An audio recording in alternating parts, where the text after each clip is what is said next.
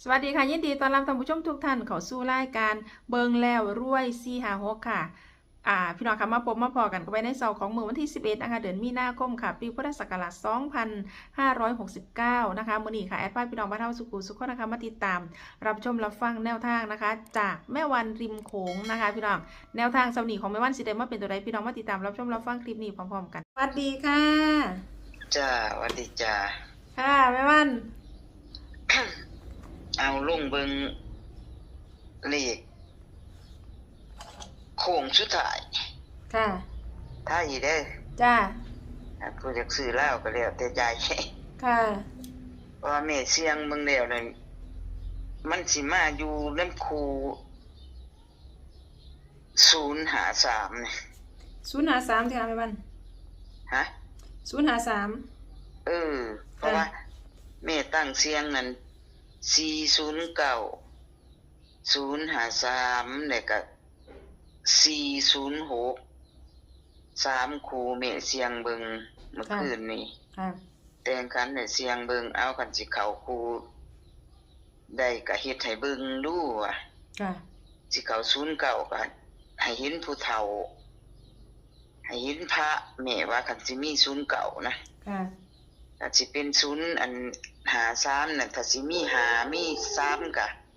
หรือมี0ครูใดครูหนึงก็ให้เฮ็ดให้เบิ่งแม่ว่า ค่ะ ถ้าสิมา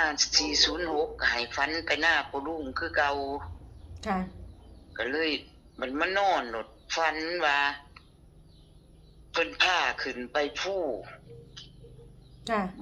บ่ไปทางอันนี้ไปเส้นกลาง ขึ้นไปได้ไปพันหอดตีนภูดอกมันน่ะเป็นสวนเป็นไร่เก่าของพ่อตะกี้นะ ค่ะ ไปฮอดเพิ่นว่าขึ้นมาแล้วไปแม่ไปเก็บเอาเห็ดเพิ่นว่า แม่ก็เลยว่าเฮ็ดพี่สางเฮ็ดปวกเฮ็ดหยังมีเบิดเพิ่นว่าเฮ็ดปวกน่ะอยู่ทั้งครึ่งหมู่เพิ่นว่านะ ค่ะ ขึ้นไปเบิ่งเอามักอันใดก็เลือกเอาเพิ่นว่าแม่ก็เลยย่างขึ้นไปย่างขึ้นไปมันน่ะเป็นสิขึ้นตีนผู้นี่แหละมันน่ะเป็นโพนขี้ดินอยู่เนาะ ค่ะ แม่ก็ได้ย่างขึ้นไปในฝนก็ตกลิ้นแน่จังซี่นะ ค่ะ ย่างขึ้นไปแล้วไปเฮ็ดปวกเฒ่าเฮ็ดปวกใหญ่มันเฒ่า ยายอยู่อันนี้แม่เอามือไปเศร้า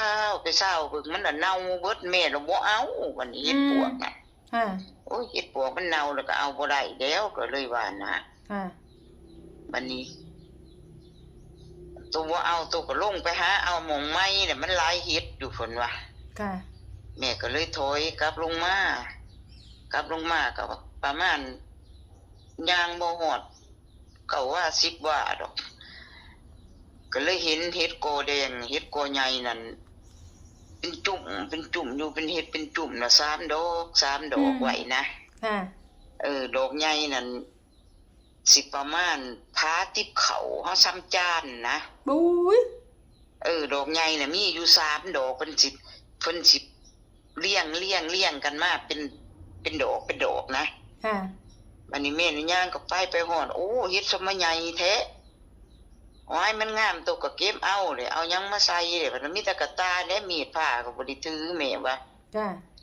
จะได้สิเอาได้เงาก็เงาใหญ่แท้ๆก็เลยว่าเฮ็ดน่ะ ค่ะ แม่น่ะย่างไปกุ่มมึงอันลังอันในดอกใหญ่น่ะลังเพิ่นน่ะแตกเป็นสี่คือเลข3นี่นะเฮ็ด3 ดอกนะ ค่ะ แม่ก็กุ่มเบิ่งคักแล้วโอ้ยไทยลูกไปเบิ่งคนหน้าซั่นดอกสมมาเป็นเลข3งามแท้เฮ็ดน่ะก็เลยว่านะ ค่ะ แม่ก็เลยเอาโทรศัพท์ถ่ายเบิ่งว่าถ่ายแล้วบัดนี้เพิ่นน่ะว่ามื้อนี้งวดนี้น่ะมันมี3แล้วเหรอว่าจังซี่นะ ค่ะ เอา3เพียงปูก็เลยว่า ค่ะ ตัวตั้งตัวใดเดี๋ยว3หยังก็ได้เพิ่นก็เลยว่านั่นน่ะอันแม่ก็เลยว่าคันมี3ก็ดีคือกันแหละอันอธิษฐานไว้อยู่ปูว่าคันสิมาได้รัก3มาได้รัก0ก็ให้ได้ของจุ่มๆได้ของนุ่มๆแม่ว่า ค่ะ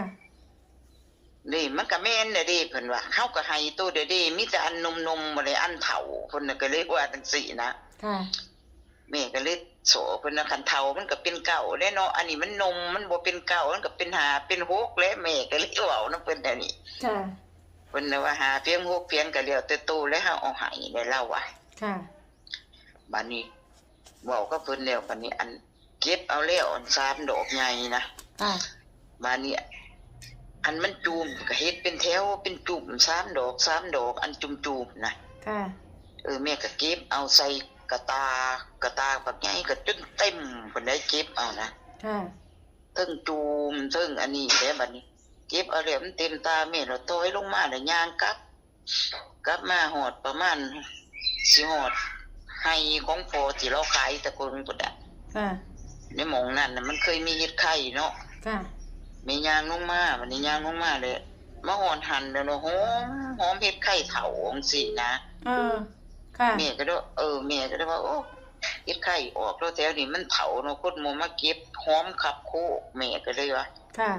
แม่ก็เลยย่างก็ไปส่งมึงอีกย่างไปเลยมีแต่ดอกจุ่มๆตัวกำปั่นก็เป็นจุ่มคือเก่าจุ่มละ3ดอกจนอ้อมโพ่นนั่น ค่ะ แม่ก็เลยเก็บเอาบัดนี้เก็บคงเฮ็ดมันเต็มกระตาเด้เนาะแม่ก็เลยเก็บใส่พวกเสือ ค่ะ เก็บเอาเฮ็ดไข่นะเก็บแล้วมีอันหมู่คนนึงน่ะว่าเอ้ากูกำลังขึ้นมานั่นกันเฮ็ดออกแบ่งให้กูแหน่กูก็บ่ได้เฮ็ดเด้ว่าซั่นว้ายบ่ให้แล้วคงเพิ่นให้เฮาเนาะก็เลยว่าสินะ เขาเลยสิมาญาติเอาน้ำแม่แล้วบ่ให้เขาญาติแม่แล้วหูเมื่อหูเมื่อเด้อว้ายเมฆถูเมื่อขึ้นมาเลขเขาคู่นี้เนาะแม่ก็เลยว่า จ้า บัดนี้ เลยอยากลงเบิ่งสรุปโค้งสุดท้ายซะบ่ต้องพร่ำเพื่อ ค่ะ บัดนี้นั้นแม่เก็บนั้นมันบ่มีมีดบ่มีเสียมบ่มีหยังแม่เอามือแม่ควัดเอาจังซี่นะ ค่ะ ฮักเอาตีนเพิ่นน่ะเพิ่นพ่นขึ้นมาแม่ก็เอามือน่ะควัดแม่ก็ว่ามันเข้า530นั่นเด้ 530นะคะ 530บัดนี้แม่ลงกับพวกอันนั้นเพิ่นนั่นแล้วว่ากัน6ไว้นำอันเฮ็ดมันเป็น5เป็น6เนาะ ค่ะ หอหีบแม่ก็เลยกัน630นำคู่หนึง ค่ะ บัดนี้ไปจากตาหลินก็ตัดเอาแต่ว่าคันแม่ตัดให้คืออยู่ใน30กับ53 ค่ะ คัน50ไผมักก็ตัดเอาเพราะว่ามันหรือว่ามันสิเป็น50บ่เฮ็ดมันจูมแต่ว่ามันทั้งมี3นะเพิ่นให้เป็นจุ่มเป็นเฮ็ดแต่3ดอกสินะ ค่ะ ให้เขาเจ้าตัดเอาในหันเลยเนาะ ค่ะ มันมีเลข3คู่หรือเจ้าสิตัดให้เขาเจ้าก็ตัด50 53 30ค่ะแม่วัน แต่ว่าแม่มัก30เพราะว่าเฮ็ดมันเป็นจุ่มละ3ดอกอะนะ ค่ะ หรือว่าเพิ่นสิเอาเฮ็ดจุ่มมาบังแม่ที่ว่ามือที่แม่ควัดคันไปตามมือแม่ควัดมันเป็น53นะเบิ่งแล้วรวย ค่ะ แม่ก็เลยว่าสรุปโค้งสุดท้ายซะ ค่ะ นิ่นไว้ซ้ำนั้นน่ะซุ่มนั้นเฮาลงแล้วก็คือโจกไผมักตัวใดก็เลือกเอาเนาะ จ้า มันก็มีบุญมีลางจังซี่นะบัดนี้นั้นแม่ก็คิดว่ามันสิมาล้างป้าไม้แม่นั่นนิ่นล้างหลายกว่าบุญ ค่ะ บัดมันนี้เมื่อขึ้นมาแล้ว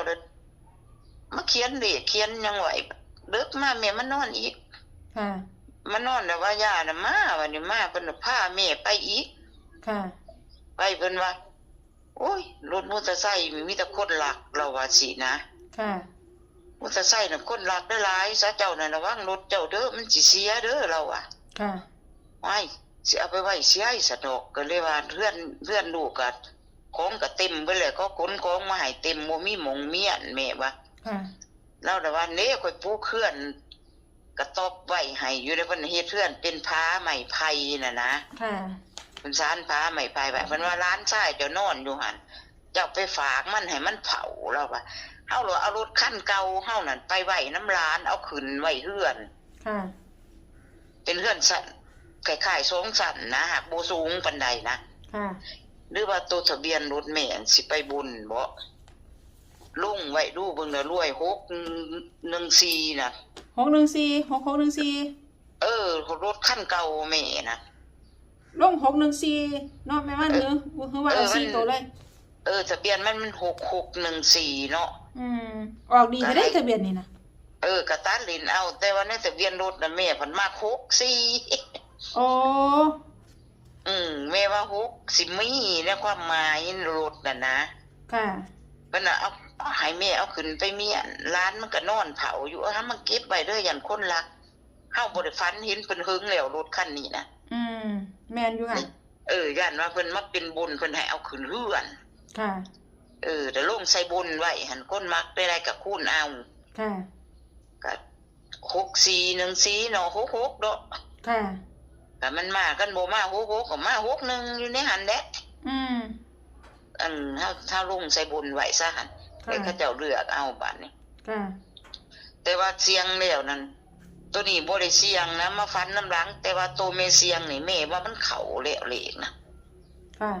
พอแม่อธิษฐานว่าคันสิเข้าในตัวลูกเขียนไว้นี่ในหัวมันนอนนี่ให้ฟันได้สิ่งได้ของคันสิมีศูนย์ก็ให้ได้ของจุ้มๆแม่ว่าแล้วได้เฮ็ดจุ่มนะก็สิว่าซั่น ค่ะ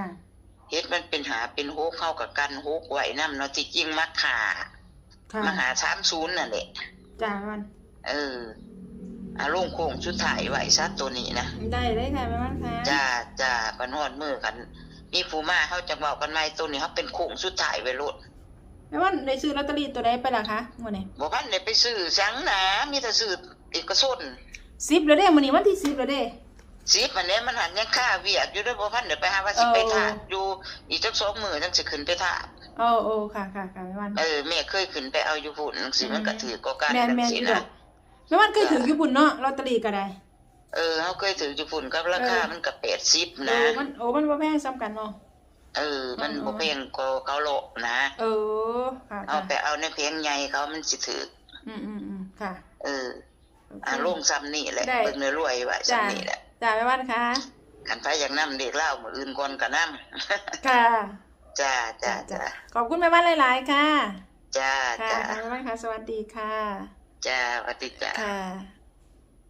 สรุปแนวทางท้ายคลิปนี้นะคะ พี่น้องคะแนวทางจากแม่วันริมโขงนะคะ เอาแนวทางของแม่วันค่ะมี6614ค่ะ6614 6461 530ตัวกัน630นะคะแล้วก็ตาเลนเป็น3053กับ50ค่ะเน้นๆมื้อนี้530แล้วก็30นะคะพี่น้องอย่าลืมค่ะแคปหน้าจอเอาไว้พร้อมนะคะราคาก็มีประมาณนี้ค่ะสำหรับแนวทางเสาร์นี้นะคะแนวทางจากแม่วันริมโขงค่ะอย่าลืมค่ะนำไปพิจารณาเบิ่งเนาะค่ะเนาะทางช่องนำเสนอเพื่อเป็นแนวทางคือเก่าค่ะ โปรดใช้วิจารณญาณในการรับชมรับฟังนะคะขอขอบคุณพี่น้องนะคะสำหรับการรับชมรับฟังนะคะขอขอบคุณสำหรับข้อมูลในคลิปนี้ค่ะขอบคุณแนวทางจากแม่วันริมโขงค่ะสำหรับพี่น้องท่านใดที่เขามาเห็นคลิปนี้เป็นเทื่อแรกค่ะถ้าไม่อยากสิพลาดกับแนวทางเด็ดๆแบบนี้นะคะเขามาแล้วก็อย่าลืมนะคะพี่น้องคะฝากกดติดตามนะคะกดไลค์กดแชร์นะคะกดกระดิ่งแจ้งเตือนทั้งหมดนะคะเผื่อที่จะได้บ่พลาดทุกคลิปทุกข่าวสารแนวทางจากทางรายการนะคะพี่น้องคะเอาสำหรับคลิปนี้ค่ะแนวทางจากแม่วันริมโขงค่ะทั้งหมดทั้งมวลนะคะมื้อนี้มีเพียงซ้ำนี้ค่ะแอร์กสิได้ขอตัวลาพี่น้องบ้านเฮาสุขุสุขคนไปก่อนนะคะเอาไว้พอกันใหม่กับแอนในคลิปหน้านะคะสำหรับคลิปนี้สวัสดี